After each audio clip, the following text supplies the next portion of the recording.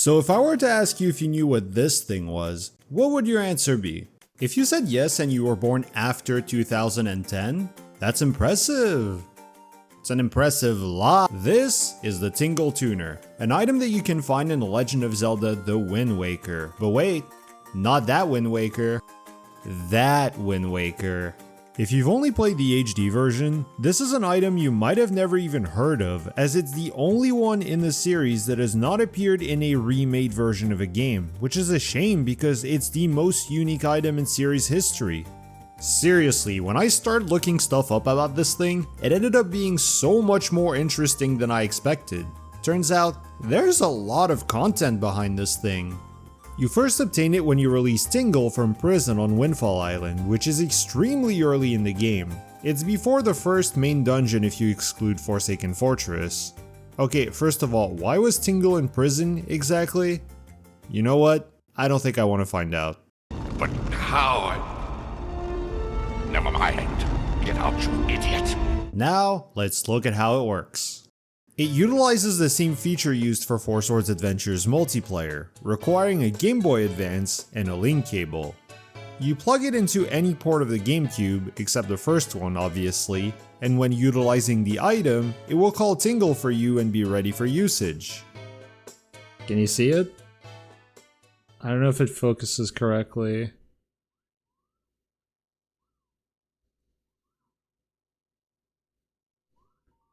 There you go, Tingle is called. You'll know right away when looking at your game if you set it up properly if you see this green light thingy with Tingle's face under Link. Once you see it, there you go, you're all set. Before we even get into what it does, I think it's important to address the very first problem you'll instantly realize with this thing. If you're like me and the vast majority of humans, you possess two arms with one hand each. When you play The Legend of Zelda The Wind Waker for the Nintendo GameCube, you will need to use both of your hands to play it. Now, here's the problem. Utilizing the Tingle Tuner also requires two arms with one hand each. So if you were given the ability of logical deduction, how are you supposed to use this thing exactly? I don't know if the same people who designed the N64 controller who thought we were all aliens also designed the tuner, but unless you're a Machamp or something, you might struggle just a little bit to use this thing. I think the most effective way to use the Tingle Tuner is by having a second player controlling the device. This was how I first experienced it when I was a kid. I brought my copy of The Wind Waker to a friend's house and we just started to mess around with it. But nowadays, good luck finding a GameCube with a controller, a Game Boy Advance, a link cable, a memory card unless you're planning to beat the game in one sitting, a physical copy of the game which they go for like $1 million nowadays, and hardest of them all, someone else who's actually going to be willing to press a couple of buttons here and there and let you experience all the fun. Maybe they expected us to play with our feet or something. That'd be quite the epic gamer moment. Speaking of epic gamer moments, I learned through some mild research that the Tingle Tuner is actually used in speedruns of the game. Yeah, I'm just as shocked as you are. I thought it'd be way too slow, but it's actually true. If you look at the leaderboard, you can see that some categories use it, some don't, some are just all over the place. It's pretty interesting. And it's not just used for a glitch setup that wrong warps you across the map, it's really used for its functions. And what are those functions exactly? Let's get into it. So this is what your basic menu looks like. This is where you can access everything you need. It's your desktop, if you will. You can use the D-pad on the GBA to move the cursor around.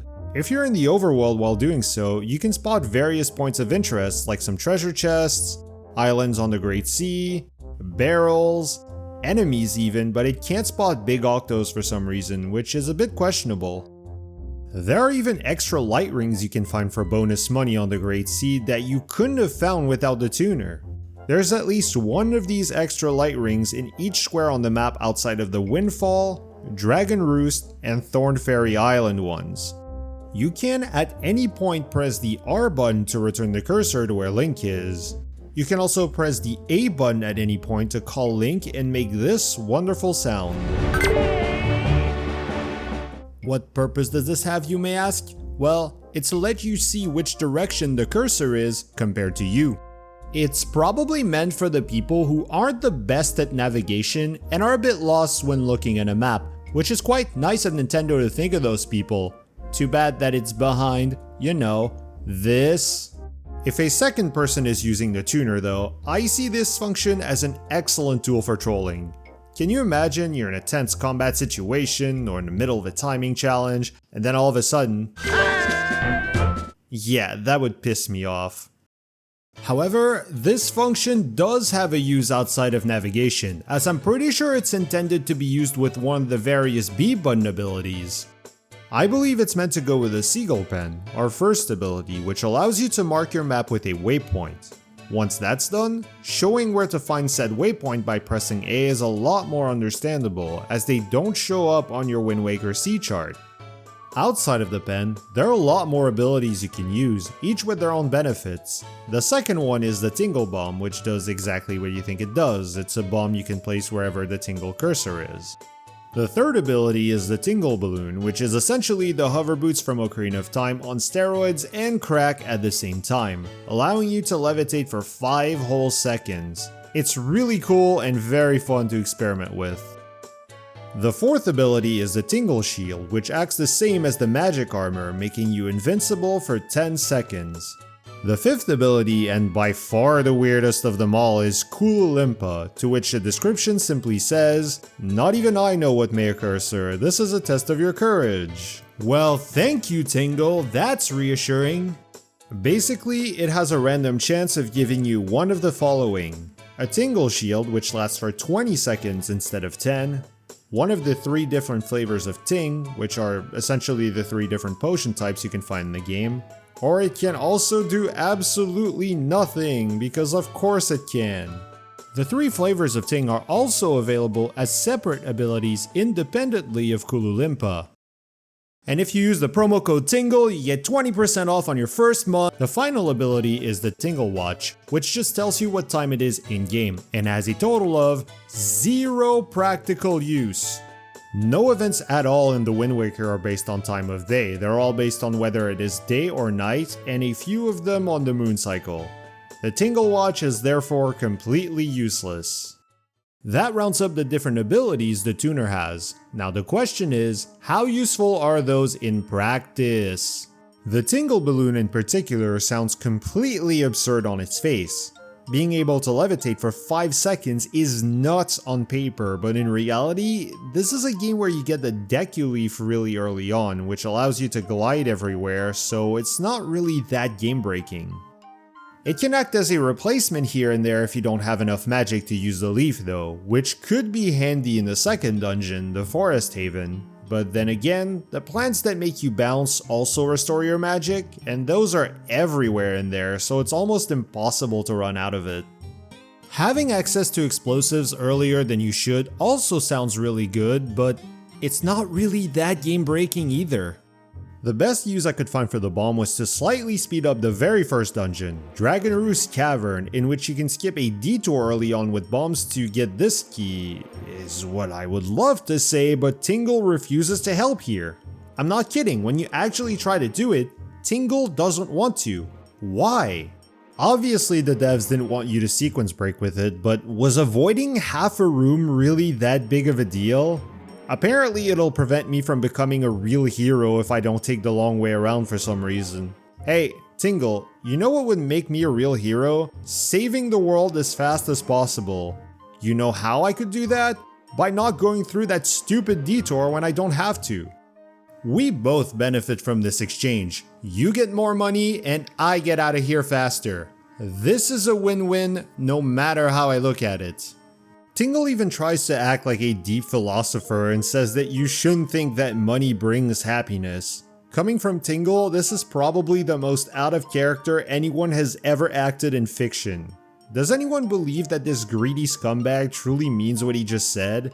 To add even more salt to the wound, this rock right here is also one that Tingle refuses to blow up, but on my way to reach the bomb flower I need for that, he says that the gap here is too dangerous and tries to sell me a balloon to cross it.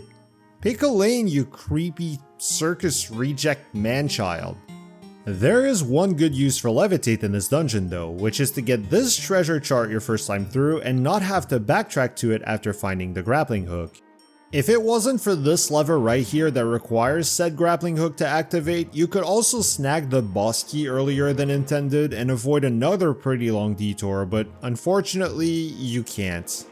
Another use Tingle's bomb could have had is in the Forest Haven to invalidate basically all of the nut carrying challenges in there, but as you might have guessed from the previous dungeon, Tingle also refuses to kill the door plants. Tingle, as well as Nintendo, really wanted you to carry these nuts. You're not even allowed to get treasure charts easier with it, or even the compass of all things. Is cheating in a single player game that much of a problem, especially when the cheating is behind such an obscure tech? Even outside of dungeons, there's not that much that can be obtained earlier than intended, which is a shame. The tuner can't even be used in grottos, and that would have been useful for something like Pawprint Isle, which is directly on your way between Windfall Island, when you obtain the tuner, and Dragon Roost Island, which has the first dungeon. The best I could try to do is getting the piece of heart on Bomb Island behind the rock early, but just like with the first two dungeons, the tuner doesn't even let you do that.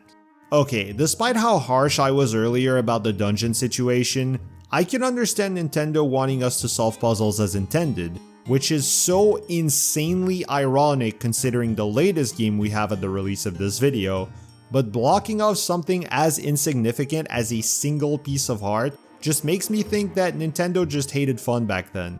If you guys know of any good use for the Tingle Tuner to get something you shouldn't in a normal playthrough, please let me know in the comments, as I wasn't able to really find any before getting the bombs. Now, even though the item might not be that useful for sequence breaking, doesn't it still sound really good? You have unlimited potions, unlimited bombs, temporary invincibility, even levitate seems like it has its uses in a pinch. Surely there has to be a drawback, right? And yeah, you'd be correct. How smart of you. Each of the abilities I mentioned, minus the pen and the watch, cost rupees to use, as expected of Tingle. They cost anywhere from 10 to 40 rupees with the exception of the blue ting or blue potion, which costs 80. This doesn't sound too bad until you remember that this is the GameCube version of the Wind Waker you're playing. For those who have only played the HD version, the OG version of the game was a lot more demanding on rupees than its remake. Instead of having only 3 Triforce shards that need to be deciphered, there are 8. Meaning that every single shard has to be pulled out of the water.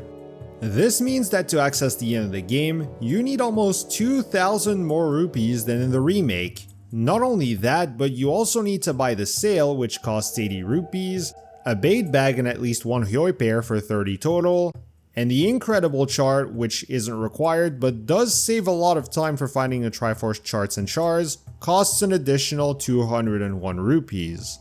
This adds up to 3,495 rupees that you're going to be spending in your playthrough. And I didn't even talk about the auction house, the trading quest, or any other side content. This is just for the main quest alone. Knowing this, I think it's understandable if you want to be a tad bit more conservative with your money here. Fortunately, there are ways you can remedy this. For one, there are discounts you can get for Tingle's abilities. The first one you'll get naturally, as it is obtained by getting to the top of the Tingle Tower, which is required to finish the game and therefore impossible to miss. It's not really a discount, but it's an extra option you can randomly get with Kululimpa, which is giving a combined Tingle Shield plus Tingle Balloon. What's cool about this added option is that the levitation will last the same amount of time as the invincibility, which is 10 seconds, meaning twice as long as the normal duration. It's definitely interesting, but I think it's a bit too inconsistent to be used for anything.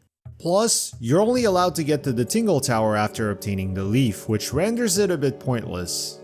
The first actual discount for the tuner is obtained by getting on top of the arch above the school on Windfall Island, and will reduce the cost of the balloon, the shield, and Kululimpa by 10 rupees. It's only available after getting Din's Pearl though, so you can't get it right away after getting the tuner, unfortunately. The second and only other discount is found at the Forsaken Fortress by getting inside what looks like a cooking pot, I guess, which reduces the cost of everything by 50%, which is really nice. Not only that, but as it turns out, the tuner is pretty good for finding and farming money. I've mentioned previously the extra light rings you can get on the Great Sea, but there are so many secrets you can find all over the place beyond those. These can vary from rupee drops, to arrows, to fairies. There's even one empty skull you can find. I apologize to the soul of whoever died on this pillar, I didn't mean to disturb you. These can be found in a variety of ways too, hovering on them with the GBA cursor and pressing A, walking to them as Link, or using a Tingle Bomb. There are over 70 of them to find, which is way too many for me to mention all of them in this video, but I will leave a link in the description to a page showing all of them if you're interested. I will still show the most important ones in this video. The first one is this purple rupee drop in the first room of Dragon Roost Cavern. The notable thing about it is that it shares the same permanent flag as the guaranteed joy pendant drop in the pot just before the boss. So if you collect one of the two, you can't get the other. Along with rupees, joy pendants are also required to finish the game and to get the optional hero's charm. Choices to make, choices to make. Some of these secrets will also give you Tingle statues. There are 5 of them to find across the main dungeons of the game. There is one in each of them except Forsaken Fortress and Ganon's Tower.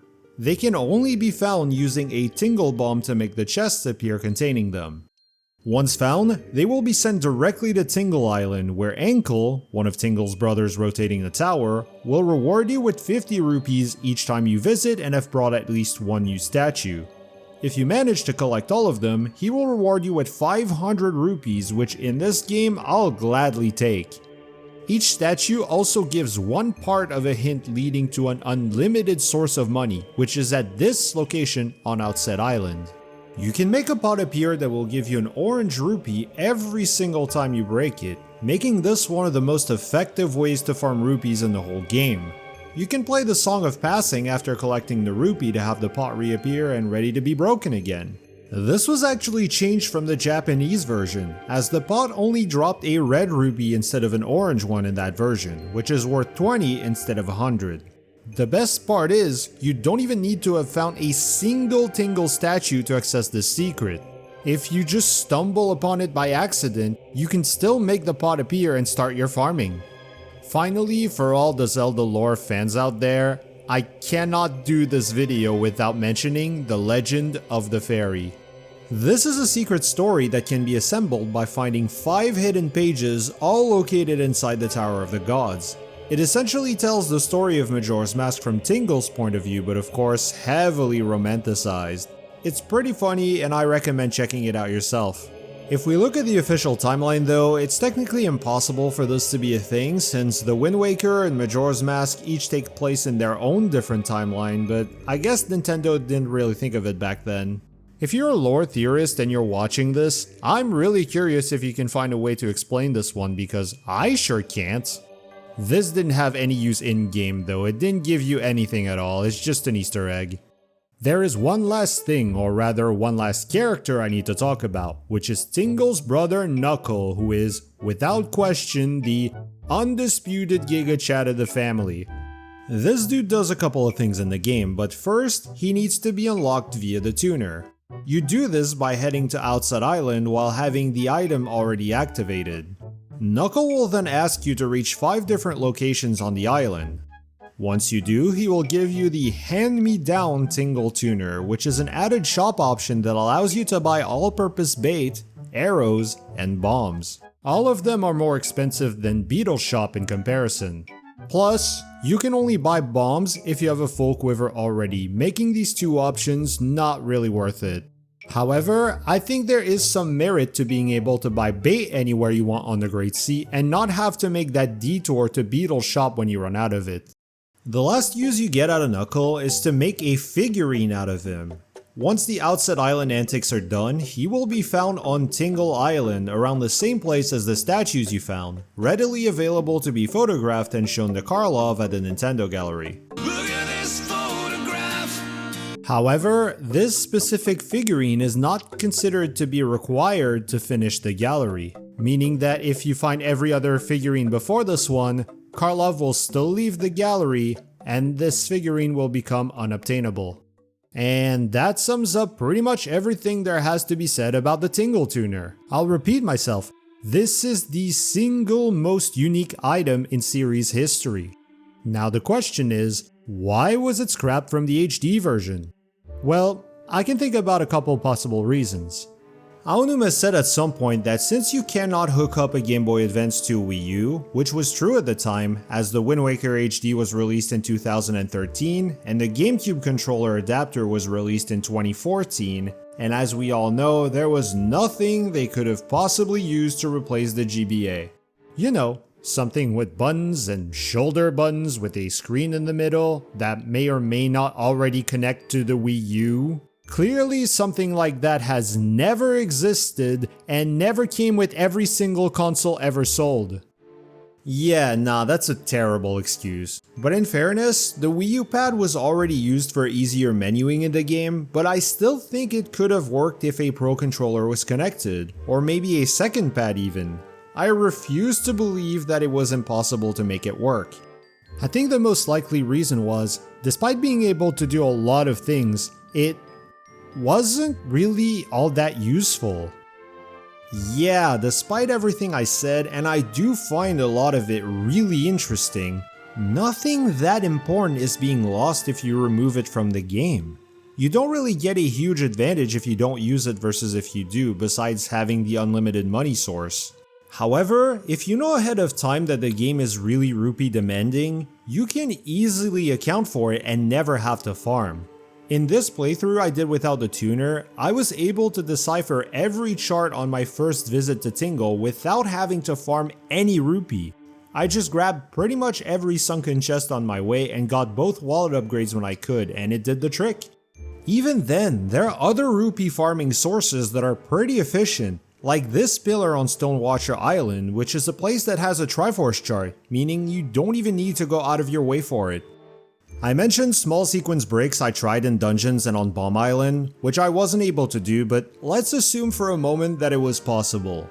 That's still the best use I could have gotten out of it, skipping about a room, 3 to 4 puzzles, and getting a piece of heart early, which is basically nothing. Outside of that, you only get a single figurine that even the game acknowledges is not required to complete the gallery, and if the game itself doesn't care about it, why should you? The final potential reason for scrapping it is because it was just cumbersome to use. The very first problem about it is that it required a link cable, which is something that even back in 2002 nobody had. Also, like I said earlier, unless you have 4 arms and 4 eyes, or a friend wanting to help, there was really no optimal way to use the thing. Not only that, the Wind Waker is already a pretty slow-paced game as is, and this just slows everything down even more if you're just playing alone, as you keep alternating between the game and the GBA to look all over every corner for things to find that in the end won't change much for you. I believe those to be the real reasons why the tuner was abandoned, and not because they couldn't have made it work. So now the question is, what happened to the content that was behind the item? Well, some of it was adapted in the HD version. Tingle's and Knuckle's shops, as well as the hidden secrets, understandably didn't make the transition, including the unlimited orange rupee pod unfortunately. I kinda wish that one stayed there as a nod to the ones who played with the original tuner back then. That said, the Tingle statues and Knuckle did make the transition. The statues are still obtainable in the same locations as they were in the GameCube version, and can be found using a regular bomb instead of a Tingle bomb, which kinda sucks since you only get explosives after the second dungeon, so have fun backtracking to the previous 2 for just a statue.